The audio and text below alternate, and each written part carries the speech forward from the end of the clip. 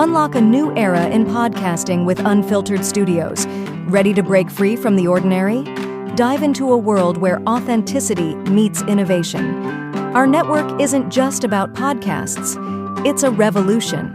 From nostalgia to movies, sports to self-improvement, find your favorite podcast in an array of diverse shows, only at Unfiltered Studios. Join the movement. Subscribe to Unfiltered Studios today and join the podcasting revolution. Unfiltered Studios, where every voice finds its place. Visit unfpod.com today to find your favorite show. Unfiltered Studios will help you press record.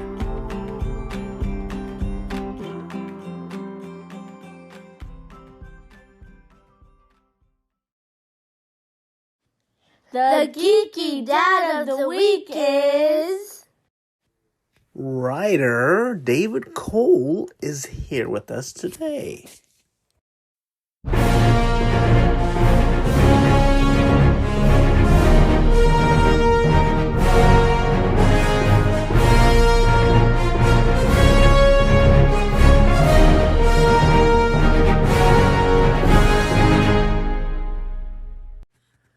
Okay, before we have our guest on the show, we're going to do a review of his book. David Cole gave us a copy of the first book of this new series of Emily and Sam. The book is called Emily and Sam and the Case of the Missing Turtle. Yes, and Rayon, the multiverse kid, is the perfect target audience for this book because it's a book made for first graders all the way to third graders. So, and I am a third grader. Yes. And if you have any listeners out there, if you have any kids in that age range, this is a perfect book to get them, right? Mm-hmm. Now, Rayon, can you tell us a little bit about the book? And don't give away too many spoilers. I'm just going to tell you what happens at the beginning. Okay, go ahead. What's it about in the plot? Go ahead. In the beginning, it's about two kids. A boy named Sam, who's riding his bike, but then he suddenly stops. His sister, Emily, who's his twin sister, it doesn't stop, so she has to move out of the way to miss him. Then she stops. And why does she stop? Because Sam stopped and he was in the middle, so she was going to crash into him. Yeah, and why? What did they find? Sam found a turtle, but his sister saw it was a snake. So when he showed her, she was relieved because she's scared of snakes. She's scared of snakes. Now, and they get in a whole bunch of different adventures, right? Yes. So they take the turtle to the basement. They name him Chomper because he eats food a lot. Yeah. Okay. Don't give away everything. Okay. Don't give away everything. Now, Rayon. We've had Mr. David Cole on the show before, and he had a book called The Math Kids, and Ariana was the one who reviewed it. And you didn't get to review it that time because you were too small at the time and you didn't know how to read properly. But now I do know. I did know. Now you know how to read, and we should get you to read the Math Kids. But your sister is hogging the book and doesn't want to give it to you. She's hogging all of her books. Yeah. So, Mr. David Cole, you gotta hook us up with some more Math Kids books for this kid. Okay. Now, what would you grade this book? For first graders, I think it would be 4. For second graders, it would be 4, and third 4. It has... Yeah, so you're going to give it 4 out of 4 thumbs up? Yes. Yes, that's the high grade. 4 thumbs is the high grade. Okay? That's the most it can go. Yes. And... So did you like the illustrations in the book? Yes. Yeah? Mm-hmm. Yeah? And you like the story? Yes. Yeah. So this is book 1. So I'm assuming there's going to be more books. Yes. So would you be interested in reading the other books? Yes, because it could have more other stuff about the adventures of Sam and Emily. I want So to you know. you have a big sister, and you want to. Do you guys get in adventures like these kids? No! You scared to go outside? Do you think we'd have a turtle and hide it from you and put it in a basement? Yeah, you can't hide that in the basement because the basement is where we do this show. Mm-hmm. And I'd probably notice a turtle in the basement. Yes. Yeah. But I didn't know if we sneak out of the house. yes, because I keep tabs on you all the Wait, time. what? Yeah. So anyhow, that is the review, and the kid seems to have liked it, right? Mm-hmm. So we'll be right back, and we'll be talking with the author of this book, and he's gonna talk about all how he came up with the ideas and everything, and it's gonna be a fun time. So we'll be right back.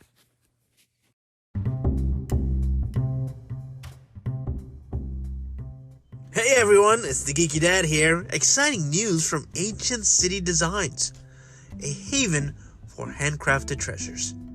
Rick and Tony Rosenbaum pour their hearts into creating stunning, affordable pieces. Did you know they now have a permanent booth at Coconut Barrel in St. Augustine, an artisan market featuring over 200 local vendors? At Coconut Barrel, you can find a selection of their inventory available for sale every day. But if you're not in the St. Augustine area, don't worry. They offer free shipping across the U.S. Though their custom-made wonders take about 3 weeks, it's worth the wait. Rick and Tony keep you in the loop with visuals and updates every step of the way. Returns and exchanges aren't an option, but fear not. They're dedicated to nailing your vision and ensuring your satisfaction. Located in St. Augustine, this husband and wife duo can't wait to craft something special just for you. Check out Ancient City Designs online or visit their booth at Coconut Barrel for local treasures and that special local discount. So, don't miss out. Visit ancientcitydesigns.com today and discover the magic of handmade at Ancient City Designs. Be sure to tell them that the Geeky Dad sent you.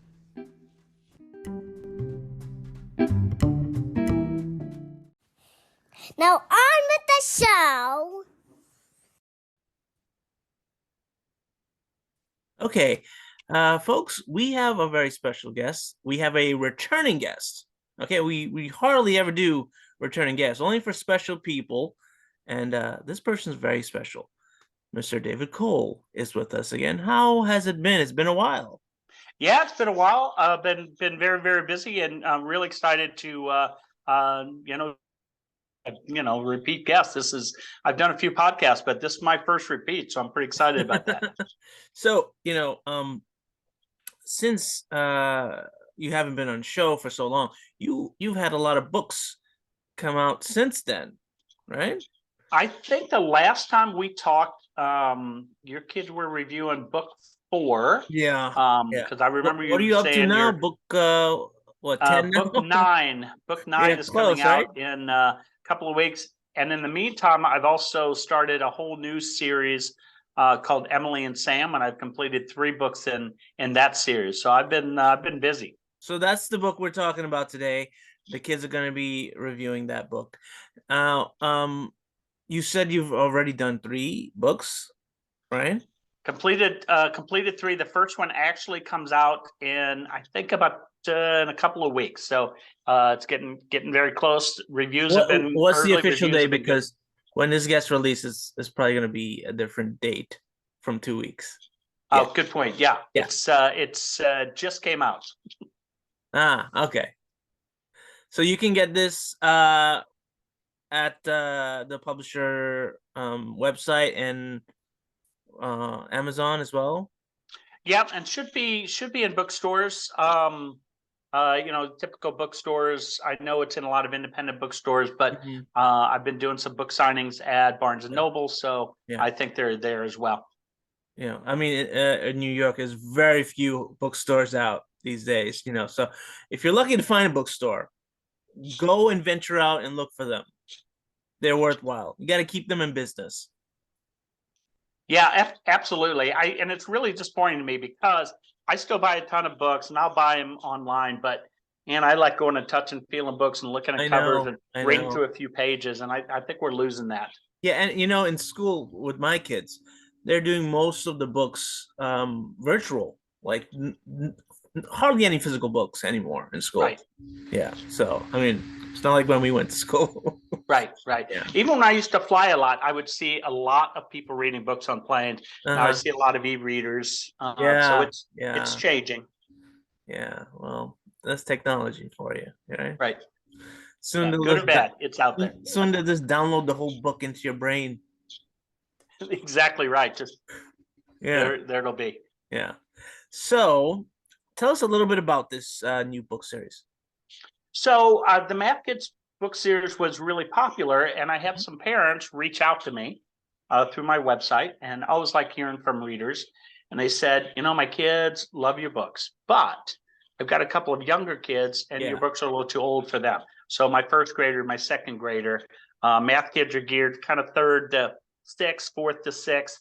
And they said, do you have anything for younger kids? And I thought about it. This was around, I don't know, about a year or so ago. And I said, well, let me try that. Let me just see what.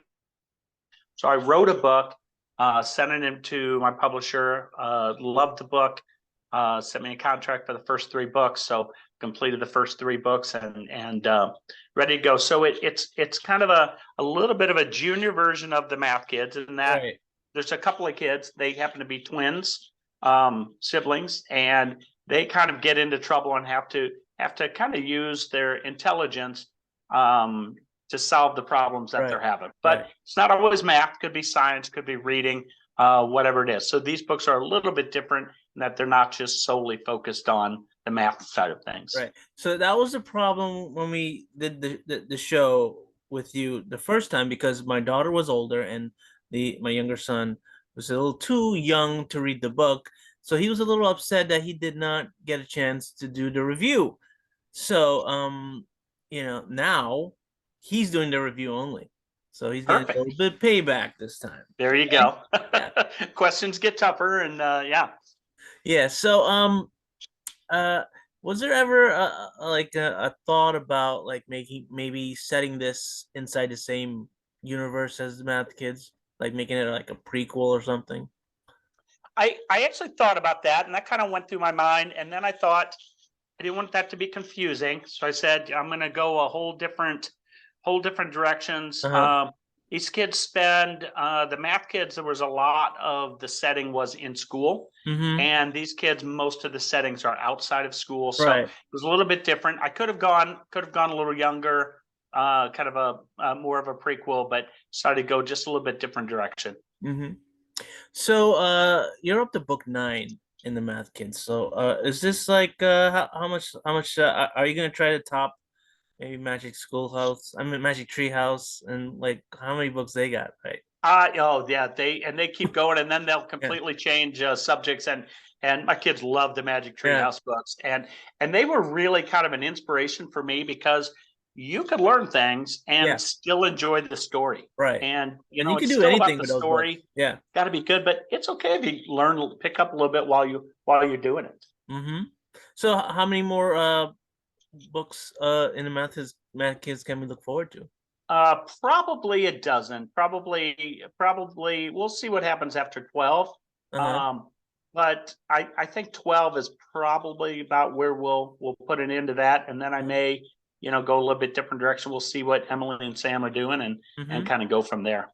So I know we've talked once in a while, but I know you said you had a little bit of interest from outside medias about the properties. Any new news about that, or nothing new on that? Although I did reach out to the PBS person who had looked at the Math Kids, and they're saying, hey, this may be even a better fit with this little bit younger They're a little bit shorter stories. So we'll see. That would be interesting to see. And I do think, you have to give kids a story, and Yeah. and I think these are adventure stories, and I think they'd be a good fit for the screen. Probably Emily and Sam even more so, because it's a little bit more action, a little bit less Right. thinking about things. And I think kids today are a little bit smarter than kids of yesteryear, Yeah, absolutely. Certainly much smarter than I was at that age. Yeah. I didn't touch a computer until I was like in high school, Right. Yeah, same. Yeah. Same. So I think kids are prepared for more sophisticated storytelling, Exactly. And you still, in some ways, yep, there's a lot more sophistication. And I think you have to approach kids a little bit. It's a little bit, even in school, I think it's a little bit more, I don't want to say it's a show, but I do think there's an entertainment factor. Right. And when I ran my summer math camps, it was about how do I get kids interested in the subject? And I did a lot of it through stories, and that really resonated with the kids, and they kept coming back. I've been doing a lot of visits out to schools, and I've been trying to get kids interested in math, keep kids interested in math, because they start interested first, second, third. You get to fourth and fifth, and they're starting to tail off. Yeah. And I've seen that anecdotally, and I've seen it in math scores and so on. So I show them math that isn't math they've seen before. Some of it with pieces of paper and just looking at numbers a little bit different way and things like that. And I throw a little magic in there to keep that interest. And I've got teachers. I could do visit a school every day if I wanted to. Right. I mean, I always said that if you can make learning fun, that's the best way to teach a kid. And Right. These programs that you are saying, I would love to see it. Have you ever just talked about maybe doing maybe a YouTube show? I've actually thought about that, and I've had some requests for that. And I would have to change it just a little bit, because it's very interactive. I have kids involved with that, and We can always with all bring the some kids privacy rules. and film it. Yeah, I would have to do just me, or I'd have to get a lot of releases from kids going, yeah, put me in there. I'm all good with that. But I've had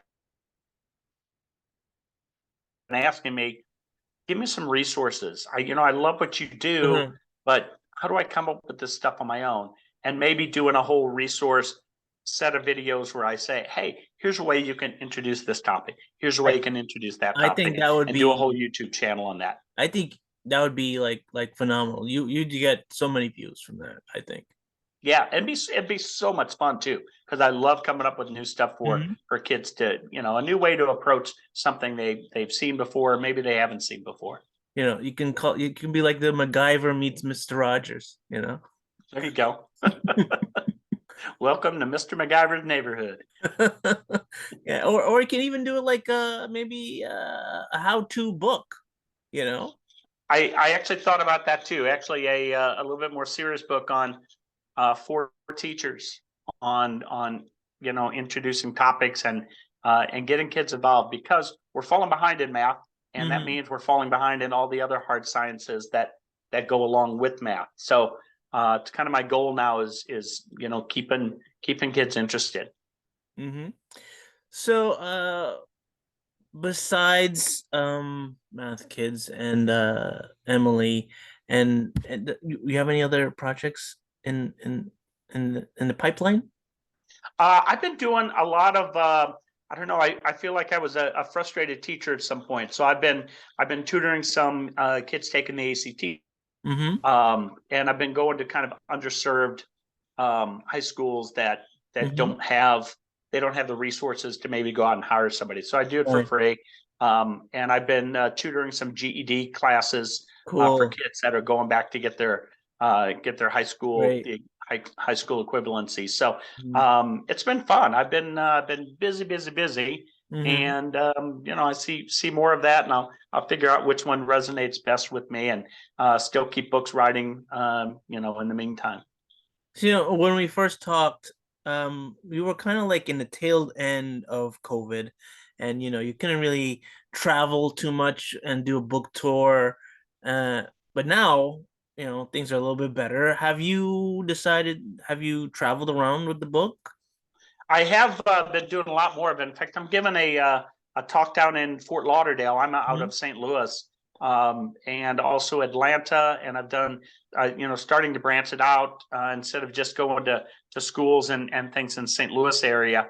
I've got schools flying me in to different cities, districts, Mhm. and giving multiple presentations. And looking forward to that. The one in Fort Lauderdale is in 1,000-seat arena, so Mhm. I'm gonna have to up my game a little bit because Oh, they're expecting wow. about 500 to 600 people per presentation. So it That'll means I be have to kind good. of go bigger with stuff that I would Yeah. do in a classroom. Mm-hmm. You got to come up with some fantastic magic there.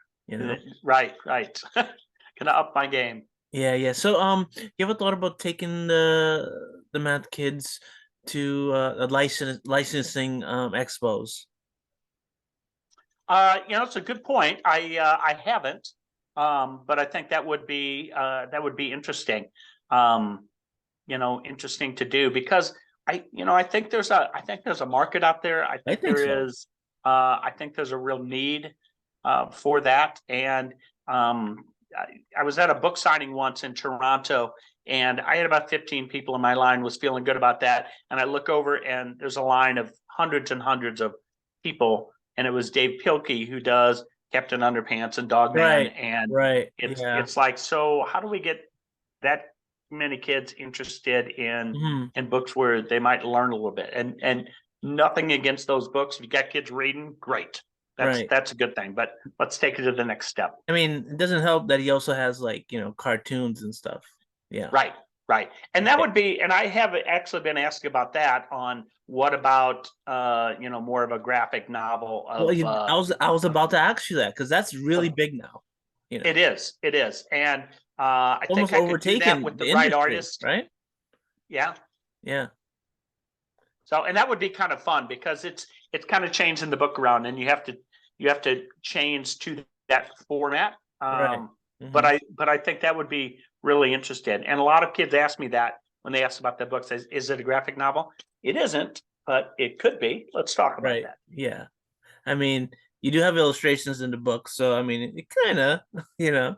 Yeah, yeah. Yeah. And this the newer book, the Emily and Sam, much more certainly geared down a little bit, much Right. more illustrations. Right. Love, it's a new artist that I'm Yes, working I with, I was gonna and say that the art is really beautiful. Yeah. yeah, it's fun. It's Hmm. it is very very kid friendly. Hmm. The Math Kids was the artist, and I love Shannon to death.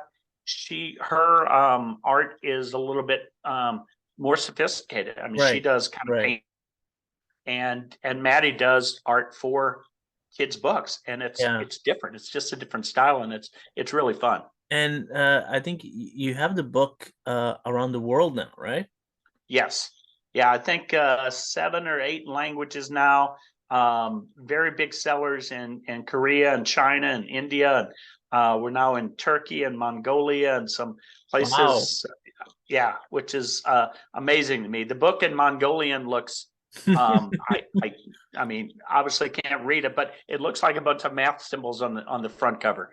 Yeah. So it was like, oh, this is fun. Yeah.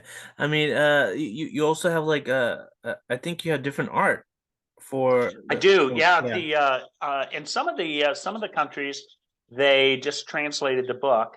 In Korea, they not only translated the book, they also did their own artwork Hmm. for it, and I think they even changed the title. I think it's called the Math Detectives in Korea, and I'm actually talking to the That's not a Korean bad title publisher though. about a visit to Korea to promote the book. That'd be a lot of fun.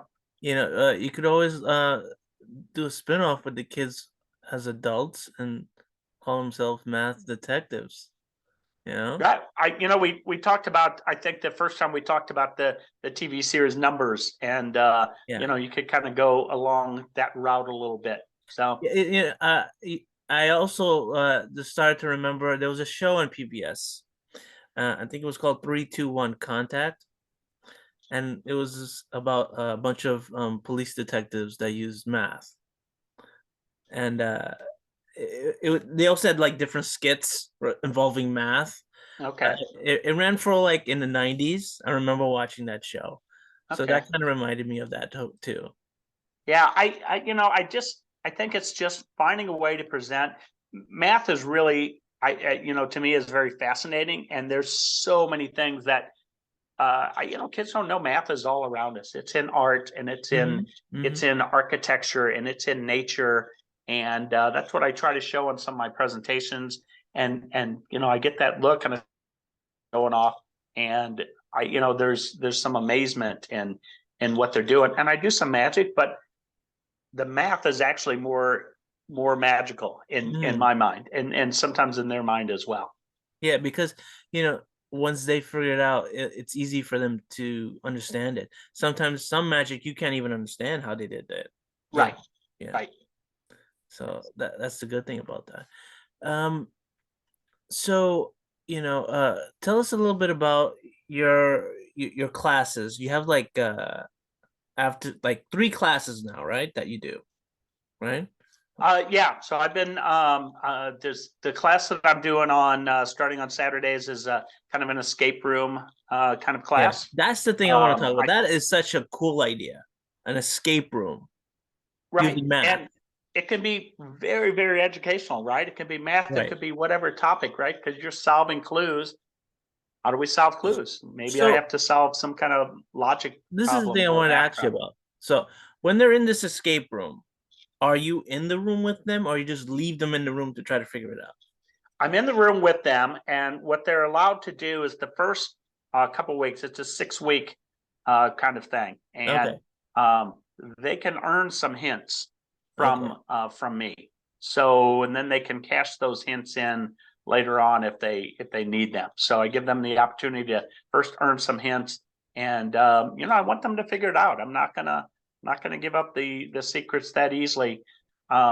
Kids are smart. Mhm. They know a ton of stuff, and I think they'll be able to work their way through. And when they need a little gentle nudge, I'll be the one to give that little gentle nudge. That's funny. Now, you have how many kids? 3 kids. 3 kids. And how do your kids feel about you as an author? Have they read your books? But certainly, and certainly my youngest son and my daughter, Mm-hmm. um, they're tough critics. Your Mm-hmm. kids are tough, man, I and know. they're going, well, I don't really like, I didn't like this. This was okay. What about this? And they'll give some constructive criticism, but Uh, they're sometimes pretty brutal. uh, In fact, the very first math book had 3 kids in it, and their names were the same names as my kids because I'm uh, horrible at coming up with names. Um, and my daughter read it. She goes, "Yeah, Dad, this is really cute." She goes, "I don't like it." And I said, "What?" She said, "You have 2 boys, 1 girl." And I said, "Well, look around the room. This is what we have." She goes, "You need another girl." uh-huh. So I actually added another girl in the second book, and from then on, specifically because my daughter insisted on it. So Uh-huh. yeah. So no, they've been very helpful. I think they're proud of me. They promote the books, and yeah, so it's fun. And my one daughter's roommate from college is from South Korea, Ah, and she gets a copy of all of the Korean books. When I get my copies, I always send one up to Unji, and she kind of proofreads it for me to make sure they did all right. oh, that's so cool. That's nice. Yeah. So, you know, I was wondering, um, what do you plan on doing after the Emily books and the Math Kids books? Are you gonna come up with something new, or um I always have, because I love to write, and that doesn't really even seem like work to me. That's fun. I have probably, I don't know, about 20 different ideas. I keep notes on different books. Sometimes I'll even write 2 or 3 chapters. After that, the next big project I do will be more of an adult novel, yeah. kind of mainstream. kind of thing. Probably won't have math in it. But I've got a couple different Any topics. particular genre? No, I'm not a genre guy.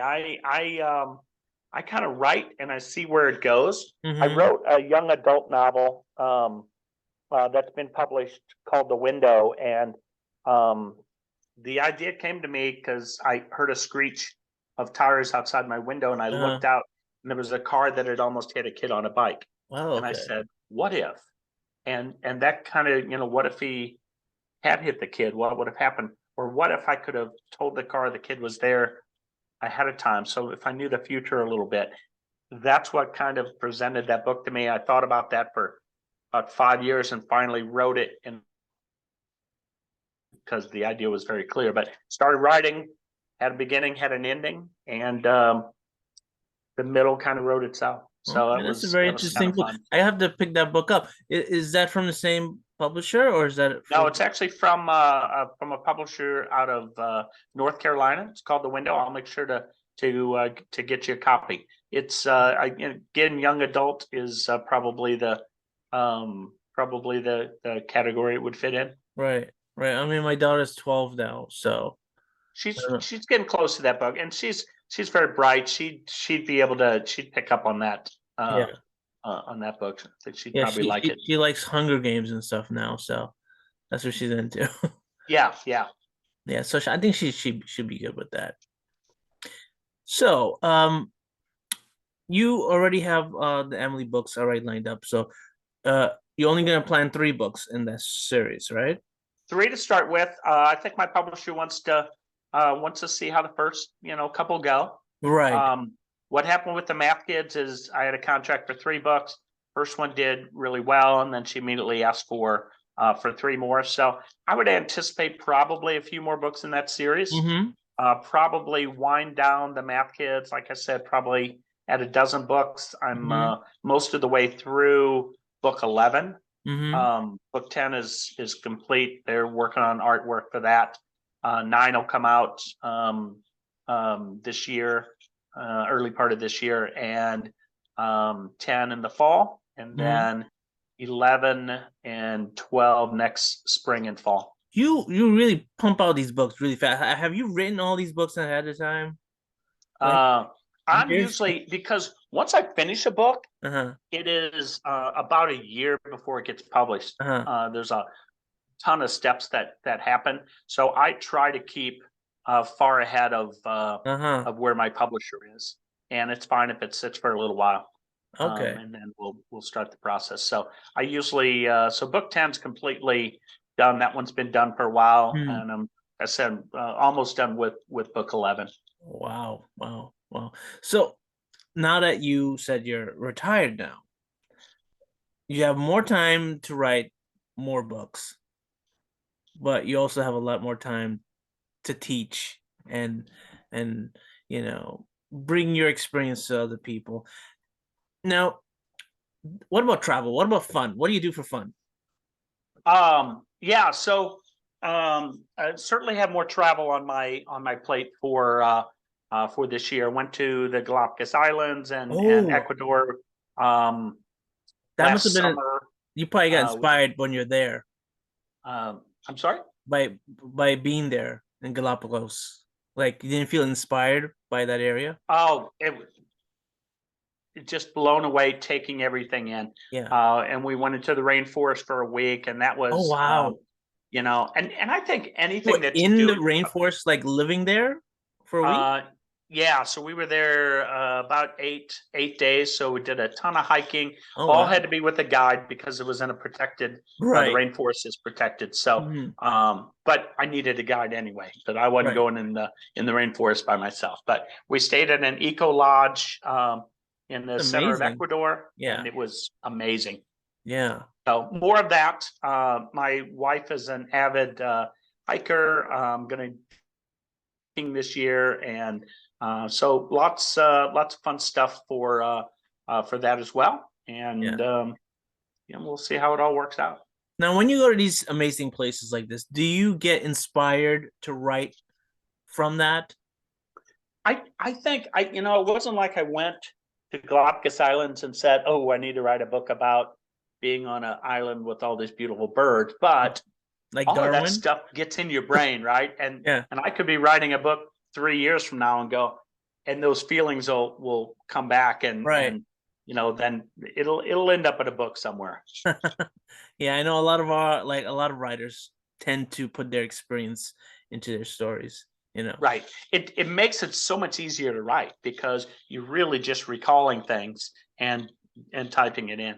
Mhm. So I'm not having to invent a whole new world or anything. I'm these are real experiences. So and even in there's some things in the window, for example, that were real life things from my life.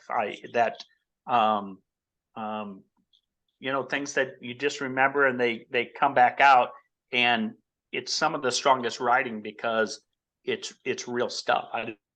Mhm. Yeah. So, it was great catching up with you. We can't really, have you wait so long to be on the show again. We gotta try to make it a little bit shorter next time. So, Yeah, absolutely. And I'm going to get a big project that's going to be a lot of fun, and then we'll have a lot to talk about next time. ooh, okay. That's you're hinting at something big there. Let's see A what that is. little teaser. Yeah, yeah. Was that an exclusive? Do I have exclusive on that? I will give you an exclusive on that. Absolutely. All right, that's good. Now, thank you, and God bless your family and your future projects. Continued success. I wish you all the great things. Thank you, and you as well. And it was great to catch up. And next time we won't make it quite so long. Yeah, it's been busy for both of us. Yeah. All right. Thank you again. All right. Thanks.